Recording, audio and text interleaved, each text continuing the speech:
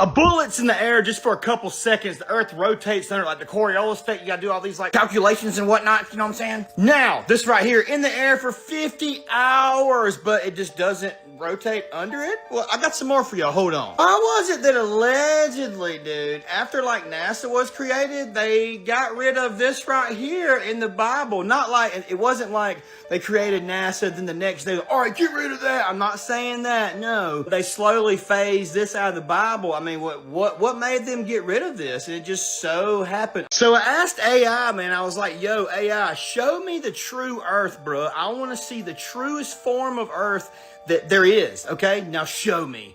This is what AI decided to show me. And who does that dude right there look like? Look at him, man. Who does he look like to you? Dang, bro. All right, somebody explain this to me. Why, if we went to the moon already without all these refuelings and stuff, why is Elon Musk saying it could take eight launches to fuel up a single moon trip? I can only see this one of two ways.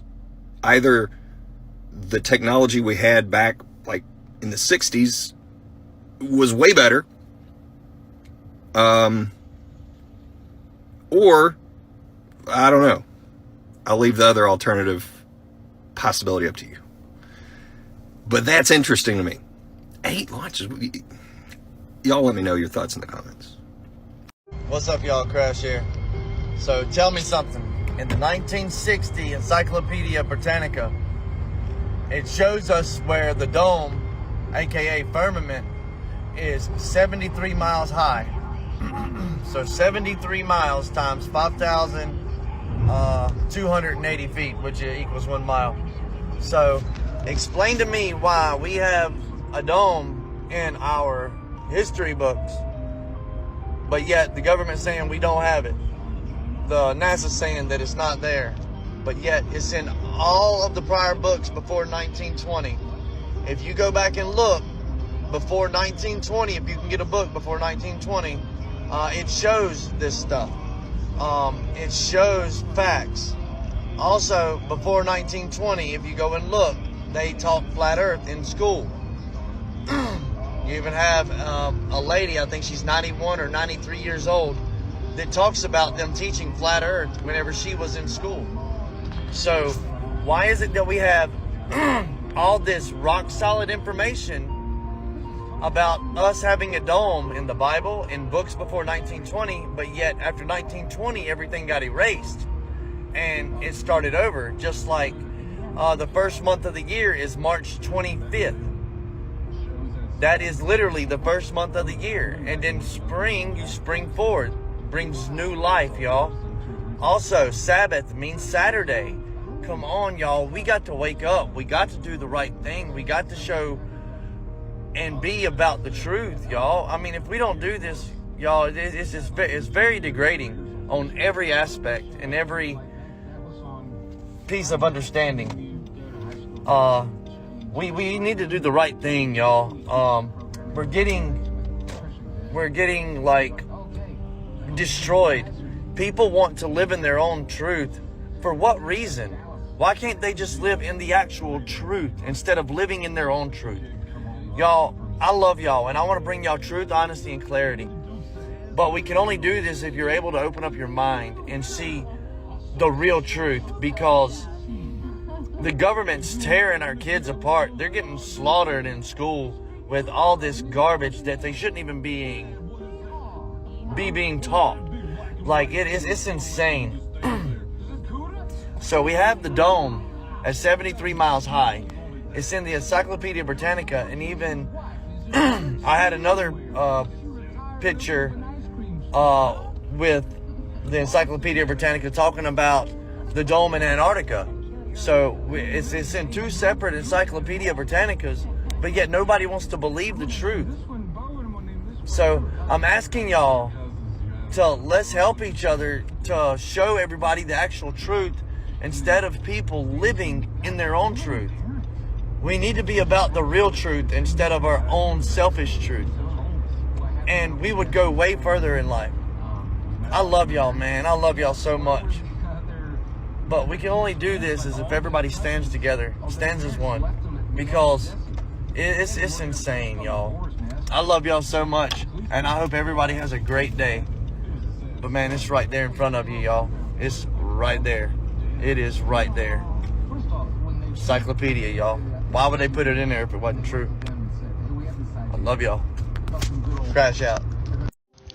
I just have to respond to this comment real quick. I think it's supposed to offend me, but really it makes me laugh.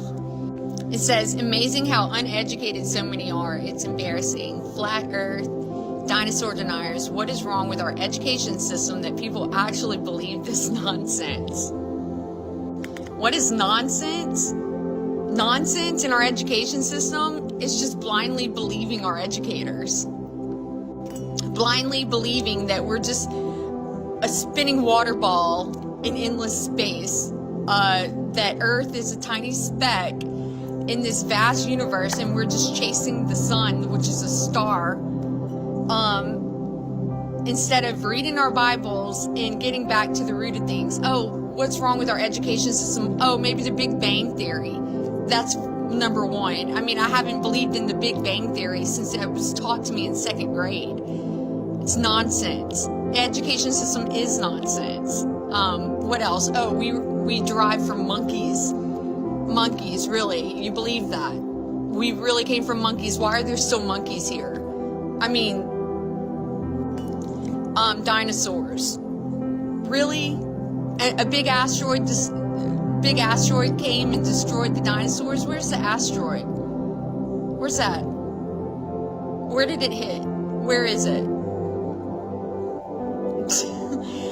Think about how dumb our education system is, and then I'm just so happy that I'm uneducated, really, because I don't want that education anymore. It's bunk. I'm not one that sits around watching Netflix all day and trash TV, and instead I educate myself by being uneducated. I uneducate myself by learning new things and by educating myself, not through other people. And I've gotten the biggest education on TikTok, of all places. So come on my page, try to offend me all you want. It doesn't offend me. It makes me laugh. I don't really care. I don't care what Isaac Newton taught. I don't care what Einstein taught. Like this guy's comment, he goes on and on about Einstein and Isaac Newton. Like, I don't care. I don't care what those people taught. I don't know them. I don't know them. They could be atheists for all I know. I'm not an atheist. I believe in God. I believe in His Word. I believe in the Bible. Come at me all you want. I don't really care what you think about me. I don't care. Get off my page. Just keep scrolling. It's not a big deal to me. It's not a big deal to me that people come on my page and I'm trying to really uneducate myself, honestly, because I've been educated the wrong way. Period. Even NASA, that gave us a picture of a globe, NASA has it on record that they don't have a picture of the Earth from the sky. You know the machine that you find in every aircraft, the gyroscope. The gyroscope works on a flat Earth, flat plain ground, a flat table.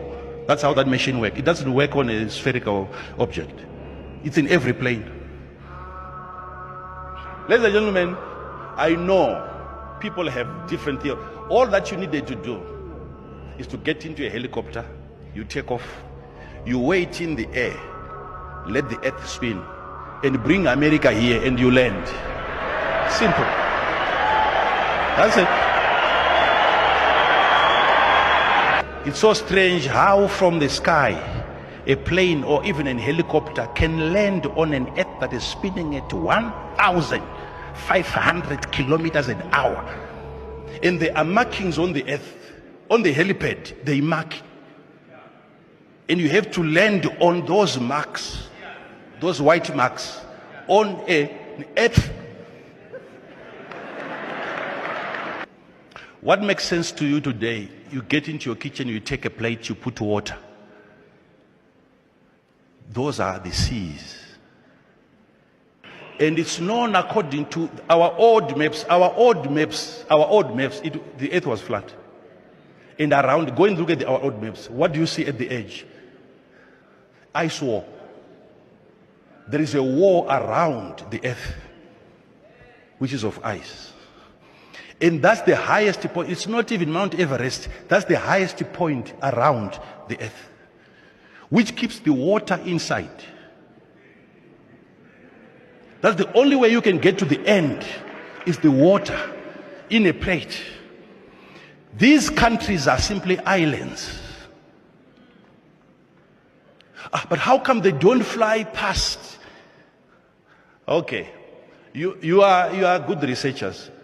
Okay, go and look for Antarctic Treaty. Antarctic Treaty. In 1959, there was an agreement where 53 most powerful countries signed an agreement that we will not allow humans to explore beyond the Antarctica. No planes should fly beyond the Antarctica. Why an agreement? How did Japan attack Hawaii on a flat earth? Well, simple. Here's your map. Take a look, because right now we're about to look at flight paths and why they make no sense on a globe. Auckland to Lima, Peru, stops in Los Angeles. Why? Makes sense on a flat earth. Buenos Aires to New Delhi, stops in Amsterdam. Makes no sense on a globe. Perfect sense on a flat earth. Here we have Sydney to Lima, Peru, which stops in Los Angeles. On a globe, it makes zero sense. But on a flat earth, it looks like it makes sense. Let's take a look at Wellington to Lima, which stops in Los Angeles. Again, makes zero sense on a globe, but perfect sense on a flat earth. Now let's look at Wellington to Mexico City, which stops in Los Angeles. On a flat earth, it makes a lot of sense. Look at that. You got Wellington to Los Angeles, and then you go to Mexico City. Perfect sense. Now on the globe model, we have what looks like the most ridiculous. What's happening? Why would this ever happen? That would not be a flight path. It makes no sense. You don't have to adjust. You're flying at a constant altitude above the earth. Do you adjust nose down around a globe every minute when you fly at 500 miles per hour? No. We do not need to nose down at all. Does the aircraft ever need to dip its nose down to account for curvature?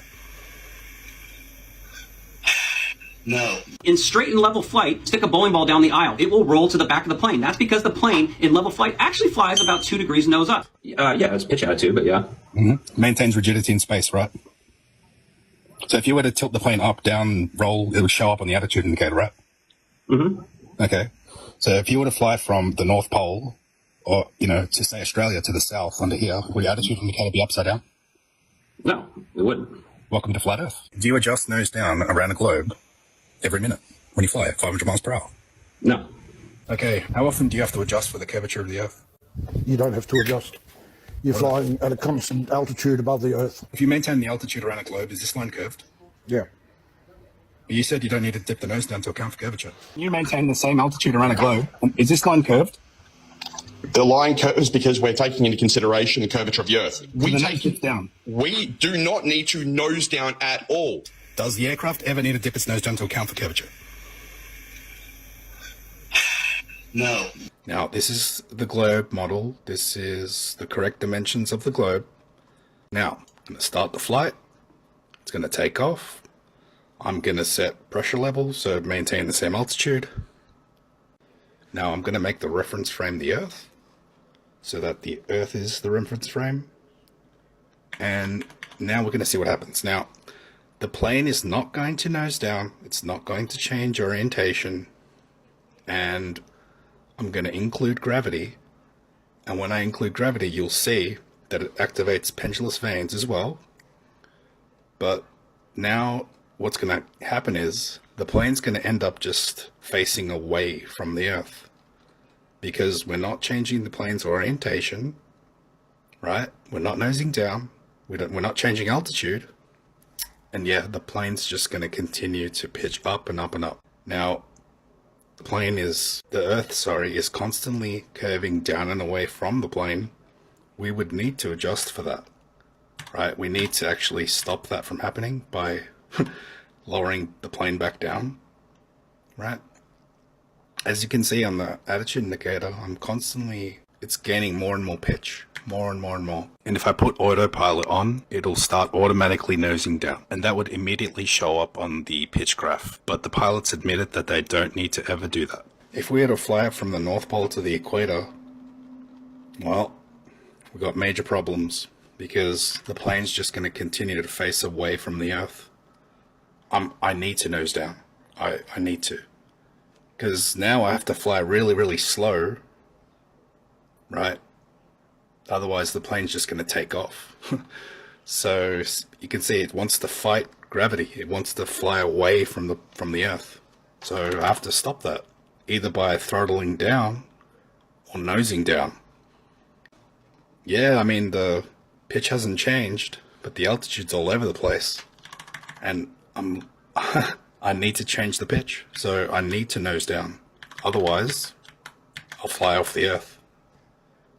So there you go. Now you can see on the pitch, I'm nosing down, and we're flying. Now I'm going to throttle up. Now I'm going to try and maintain an altitude of 2 degrees nose up, and about 35,000 feet, as you can see here. Up, need to nose down. Up, need to nose down. And up, need to nose down. And up, need to nose down. So, I mean, this is not what happens in reality, guys. Now I'm going to start it again on a flat Earth model. And I'm going to compare it to the pitch graph, the real pitch data that we have in reality. Now, I'm going to fly over the Earth. And look, it took a big spike to take off, leveled off, 2 degrees nose up, altitude, the same. So now, if I trim it and then speed it up, so now it's, how much sped up is it? It's 150 times sped up, and you can see that if we fly, say, 15 degrees there, and then 15 degrees here, it's just going to maintain that same altitude above the Earth with a pitch up. And then I'm going to come into land and then nose up. There we go. So we landed with a nose up because the horizon in Earth is still parallel to the plane. So this proves without a doubt that the plane would have to follow the curvature of the Earth down and away as the Earth curves down and away from the plane. But in reality, that doesn't happen. That's why all the pilots admit they don't need to adjust for curvature, don't need to nose down. You don't have to adjust. You're flying at a constant altitude above the Earth. Do you adjust nose down around the globe every minute when you fly at 500 miles per hour? No. We do not need to nose down at all. Does the aircraft ever need to dip its nose down to account for curvature? No. You start off at the North Pole like this. Okay? See, here's the North Pole. Here's my airplane. It's a set height above the ground. When I come over here,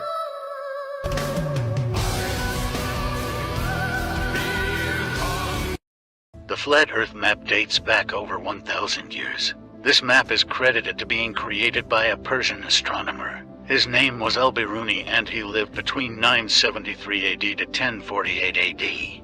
It's the official map of the United Nations and also the United States Geological Survey. It used to be present in many places before the creation of NASA and the Antarctic Treaty in 1959. Here you see it with Admiral Byrd.